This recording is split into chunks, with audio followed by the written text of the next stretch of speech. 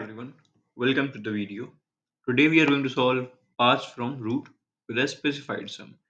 In this question, we are given a binary tree with an input sum, target sum.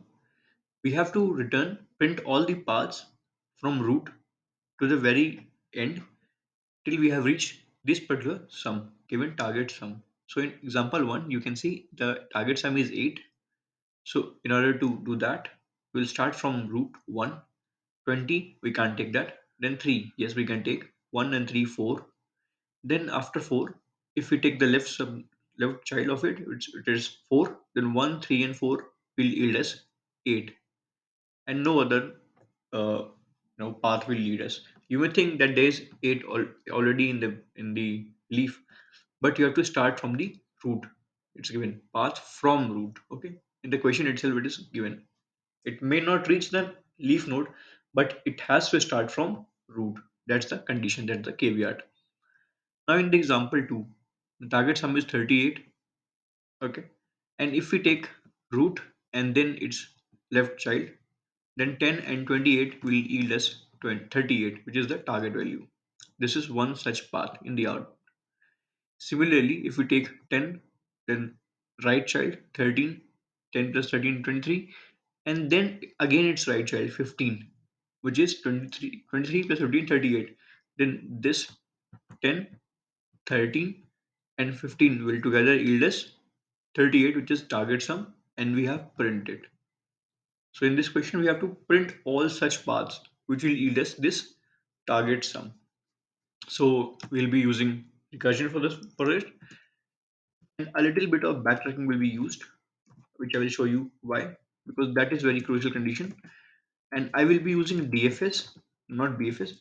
DFS because as we know, DFS goes in depth, and in this question, we are not checking everything. We are checking the possibilities. If a particular path is leading us towards our target sum, then we will further explore it.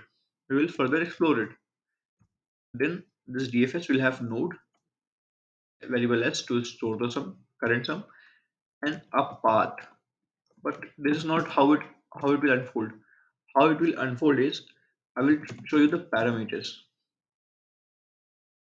Okay. So node is root initially from the root. Initial sum will be current sum will be 0, and path is just an empty list. Path is just an empty list. Okay.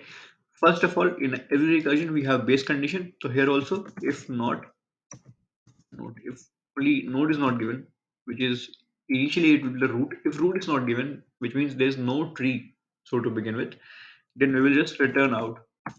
We have nothing to solve.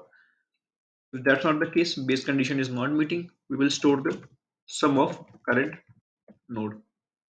See here it is data.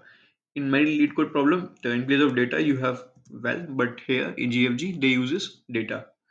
So some current sum is added to node dot data. Okay.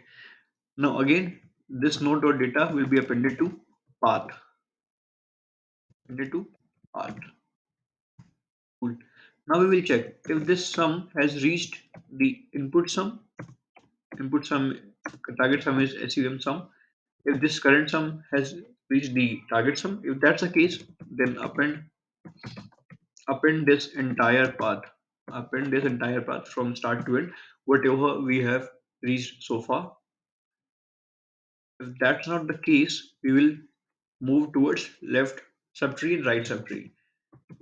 Okay, then node dot left and s and path as they should be, and then node right for the right subtree as current sum and path for the storing the path. Cool. But here is the most crucial step, which is path dot pop. Because what if we can't reach a particular solution? What if we can't reach a particular solution? Then we'll need to backtrack. We will need to backtrack from our current calculations. So that because see this path is a list. As you can see here, we are starting as a list. If this particular path, current path, cannot yield us, cannot help us reach the target sum SUM, then we have to pop it and we have to find new path, start all together. So let us submit and check how is our logic so far. hmm Okay, I didn't return. Okay, sorry. So at the end, I will return the result. Okay, which is res. And yeah, this time we did the job. This time we did the job in pretty less time. Okay, even though it is recursion, but it is doing pretty less time. So I hope you enjoyed it and learned a new concept. Thank you. Have a nice day.